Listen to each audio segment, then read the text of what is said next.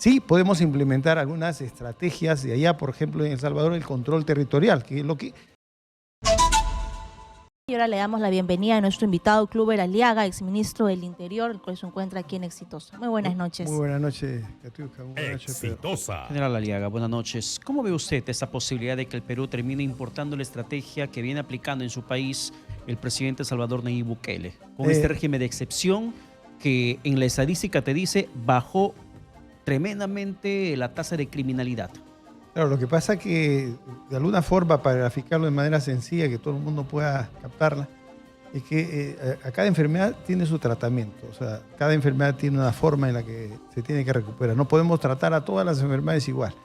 El Salvador, digamos, tenía una crisis sumamente grave, estaba en una situación mucho peor que Perú y se tuvieron que tomar decisiones muy draconianas, drásticas, prácticamente lo que en derecho se llama la razón de Estado. Razón de Estado quiere decir suspendes todos los derechos humanos con la finalidad de restablecer, recuperar, salvar el país, porque si no ya pierdes el país.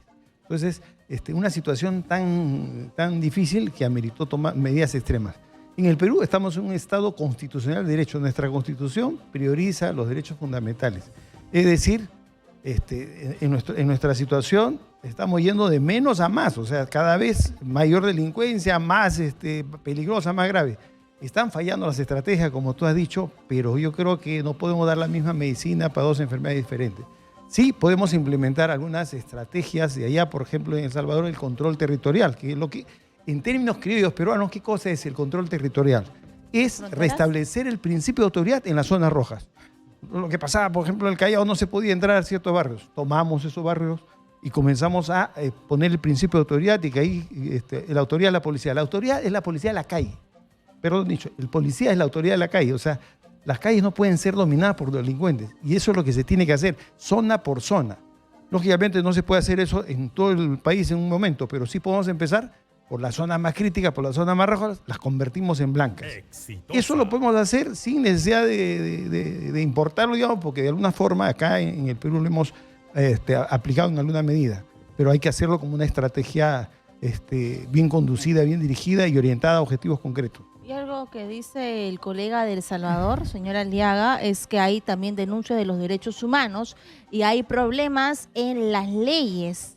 A eso me refería. Por ejemplo, nosotros tenemos, en el caso nuestro, nosotros tenemos ese privilegio de poder exigir al Estado que nos dé seguridad, pero respetando primero nuestra libertad. O sea, no seguridad primero y después libertad. No, primero las libertades y luego la seguridad. Es decir, no se pueden permitir abusos, excesos de la policía, fiscalía, poder judicial, INPE. O sea, lo que tenemos que exigir es un trabajo de alta cirugía, de mucho profesionalismo. La policía no está para fastidiar a los ciudadanos de bien, está para molestar a los delincuentes, a cazar delincuentes. Yo le decía a mis policías, un verdadero policía es un cazador de delincuentes, pero toca con un guante de seda al ciudadano honesto, porque es el mejor amigo del ciudadano. Entonces, en la formación de nuestros policías veo que hay algunas fallas, porque algunos policías creen que ser autoridad es abusar. No, al contrario. Es dar la oportunidad de poder servir a los demás, de poder ayudar, porque con seguridad el país despega, el país desarrolla. Con seguridad la gente invierte, hace negocios, se arriesga, estudia, todo. Un país inseguro hasta tienen miedo de salir a estudiar porque no saben si al regresar en la noche van a terminar vivos o muertos. Cuando ponen un negocio, van, los extorsionan, cierran los negocios, los emprendimientos. El país entra en un círculo vicioso donde hay cada vez más pobreza, menos inversiones, más inseguridad y más bandas. ¿Por qué? Porque el único negocio que va quedando es integrarte a una banda, a una organización criminal, apoderarte de una zona y comenzar a sobrevivir como sea. Y mientras tanto, cada zona insegura es menos económicamente viable, porque si comparamos Lima con el Callao, por ejemplo, ¿quiénes querían ir a invertir al Callao?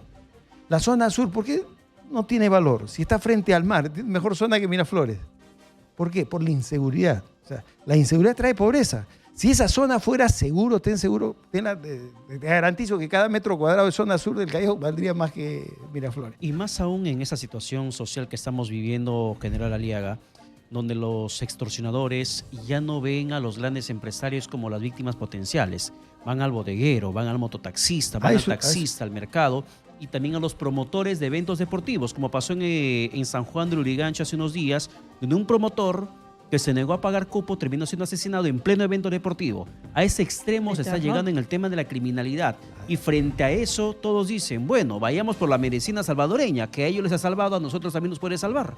Bueno, si nosotros no tomamos medidas y estrategias que eso funcionan, y acá hemos tenido experiencia, nosotros hemos manejado el Callao en zona de emergencia y hemos restablecido la seguridad, es decir, sí se puede hacer. Lo que pasa es que está fallando. Yo siempre digo a los colegas generales, hay generales que ganan guerras y otros que la pierden.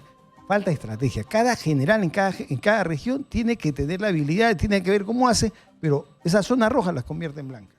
Entonces, y para eso tiene que trabajar pues, con el apoyo del gobierno regional de las municipalidades. O sea, en su lectura, el Perú no se encuentra en estos momentos en la necesidad de aplicar una estrategia contra la criminalidad como se aplicó en El Salvador. No como El Salvador, no, porque yo te aseguro que en El Salvador hay muchos abusos contra los derechos humanos.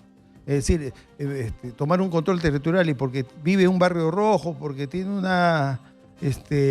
un tatuaje, ya es culpable, sin mayor prueba, termina adentro. Y de repente es un joven que no estaba en ninguna organización criminal, era del barrio, y bueno, se puso un tatuaje para pasar piola con el resto y termina la cárcel. Es decir, este tipo de medidas que en El Salvador tiene un costo. Es decir, hay gente inocente que puede salir pagando. Nosotros no estamos en esa situación. Lo que nosotros tenemos que hacer es optimizar el trabajo de la policía, optimizar el trabajo de la Fiscalía, del Poder Judicial y del INPE, ¿no? Y podemos no llegar a la situación que llegó Salvador. ¿Por qué tenemos que llegar hasta donde llegaron ellos para tomar una medida semejante? Nosotros estamos en otra situación. En términos de inseguridad ciudadana no estamos en el último lugar, no hemos llegado a los niveles de El Salvador. En Salvador las zonas estaban prácticamente apoderadas por los delincuentes. O sea, a esa situación no hemos tenido acá en el Perú con contadas excepciones, ¿no? Pero no es una situación generalizada. Por lo tanto, como te digo, cada enfermo tiene su tratamiento. En el caso peruano tenemos, digamos, otro diagnóstico y requiere otra estrategia, otro tratamiento. Pero algunas estrategias son comunes, como el de control territorial, que acá lo podemos hacer, lo podemos implementar sin ningún problema y sin necesidad de vulnerar derechos humanos. Y en el Perú no hemos pasado por lo mismo, pero llevado a la época del terrorismo, donde muchos dicen, bueno, con la creación del Grupo Colina fallecieron personas inocentes como en La Cantuta, por ejemplo, o en Barrios Altos. Se acabó con el terrorismo, pero hubo varias violaciones de los derechos humanos. Eso estamos olvidando. Hemos tenido algo parecido aquí en nuestro país. Mira, por eso, lo que pedimos es que la policía trabaje como trabajó la DIRCOTE, el GEIN. No mató a ninguno. Los capturó a todos vivitos y coleando. Y los mandó a la cárcel. ¿Qué terrorista podía tener algo contra el GEIN? Nada, respeto para el GEIN. Pero si tú actúas violencia con violencia, ¿cuántas huérfanos habrán que sabe que militares o policías actuando en exceso le quitaron la vida al padre o al hermano de alguien? Son heridas que no cicatrizan nunca. Lo que tenemos que hacer es que la policía y la fiscalía, la policía, las Fuerzas Armadas, etc., actúen con corrección siempre. Ya, pero siempre. general, usted ha sido ministro de Estado, no por mucho tiempo, pero conoce el aparato estatal. Si ya se sabe la enfermedad, ya se sabe cuál es el tratamiento a darle, ¿por qué no se lo aplica? ¿Por qué seguimos con este proceso de ver qué hacer cuando ya sabemos qué debemos hacer? Lo que pasa es que en el Perú nosotros tenemos buenos elementos y a veces se los ha pasado a retiro a muchos de buenos oficiales, a buenos generales. Y lamentablemente se perdió. ¿Quién perdió el Perú? ¿Ha visto los maltratos que se han hecho con varios grupos de generales? Tú pones a un coronel joven que todavía no tiene la experiencia y han terminado de comandantes generales. Mira, ¿en qué situación han dejado el país? ¿Quién sufre las consecuencias? ¿La policía o los generales? No, es la población. Es decir, ha habido mala conducción política y un maltrato a la policía año tras año y nos ha traído estas consecuencias. Y no solamente en el trato personal, sino en la legislación.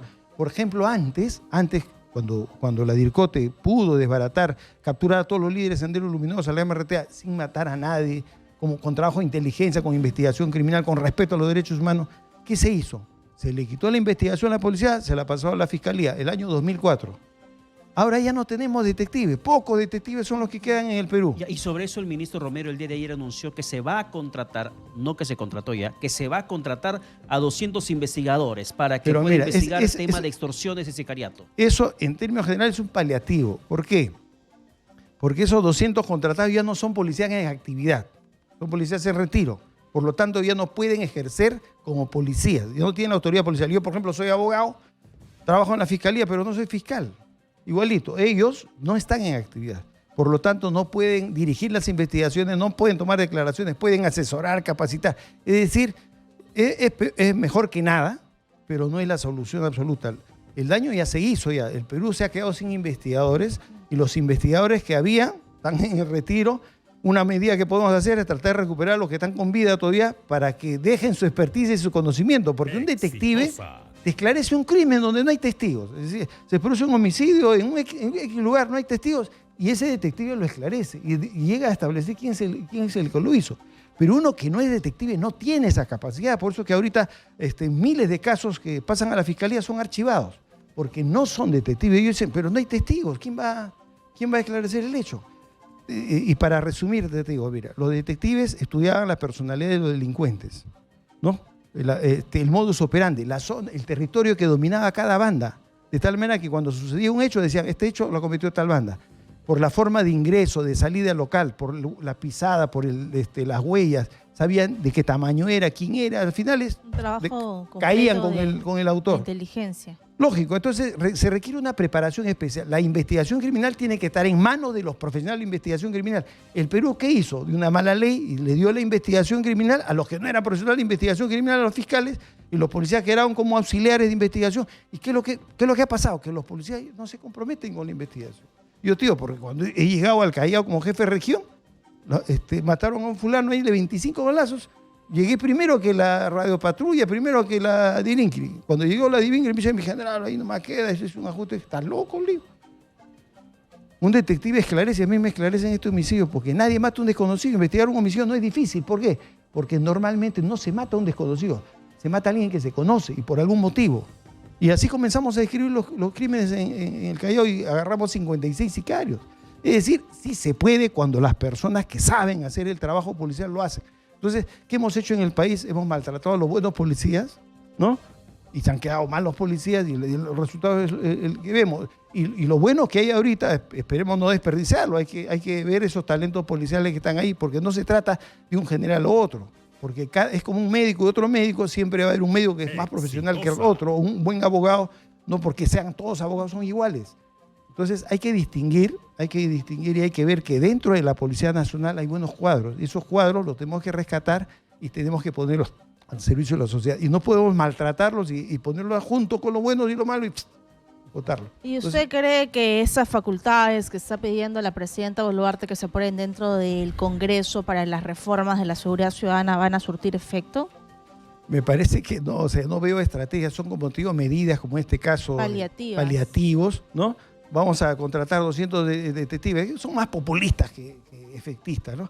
Porque lo ideal sería que esos 200 detectives, si todavía están en edad, se reincorporen al servicio activo, con algún plus. O sea, los reincorporen para que estén en ejercicio pleno de la autoridad policial. ¿Y a la par no sería necesario que se le devuelva la facultad de investigación a la policía? Lo ideal sería que se restituya la facultad de investigación a la policía, pero te digo, va a demorar años. ¿Por qué? Porque estos detectives que están en retiro tienen que volver a capacitar, a instruir. Y los que se forman, tienen que, la experticia se gana con la práctica. La cancha. O sea, con el trabajo en la cancha. Entonces, para que esos detectives sean verdaderos esclarecedores de todo tipo de crímenes, va a requerir unos 5 o 10 años. Es decir, así restituyamos la investigación ahorita a los policías, recuperar el control de toda la actividad delictiva por la policía va a demandar sus años, ¿no? Entonces, lamentablemente, las malas decisiones de los políticos nos han traído a esta situación, pero es algo que se puede revertir. Todavía tenemos detectives que están en el retiro, o están a poco tiempo de pasar en actividad. Hay que recuperar a esos buenos detectives que entren a la capacitación, al asesoramiento de los grupos operativos que están ahorita, restituyamos la investigación criminal a la policía y formemos nuevos detectives, nuevos cuadros que sí permitan esclarecer todos los crímenes y que no exista la impunidad. Y así no pasa lo que ha ocurrido ya con casos emblemáticos donde se hace las batidas en estos búnkeres en San Juan del Lurigancho, en Chaclacayo, y luego están en la cárcel 48 horas y son liberados porque Fiscalía no realizó la imputación. Ese es otro tema que dije, mira, y lo que tenemos que hacer es mejorar el sistema de control interno. Hay corrupción en la policía, la Fiscalía, Poder Judicial, el INPE. Los titulares de estas instituciones tienen que fortalecer su sistema de control interno de contrainteligencia. Antiguamente en la PIP existían los cazarrayas, o sea, los PIP que cazaban a los malos PIP. O sea, la propia policía se limpiaba de sus malos elementos y había detectives que trabajaban en secreto. Entonces, es lo que se tiene que hacer.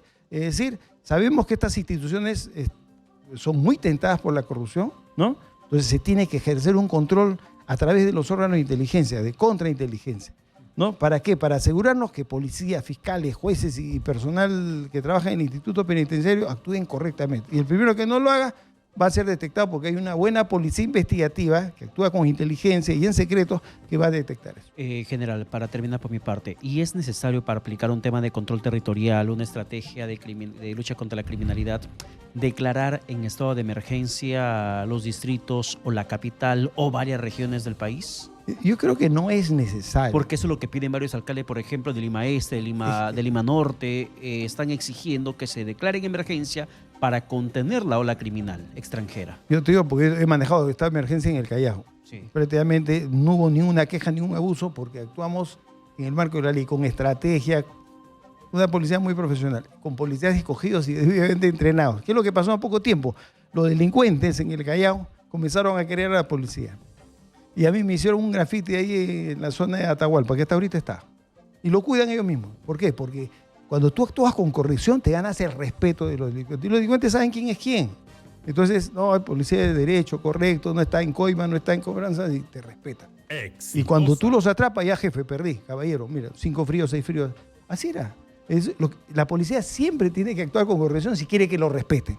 Pero si la policía entra con coimas, entra con mala actuación, los delincuentes saben eso y no lo van a respetar. Lo que queremos nosotros es que haya el principio de autoridad. Es decir, el delincuente sabe que es delincuente, sabe que está ante una autoridad que tiene que respetar.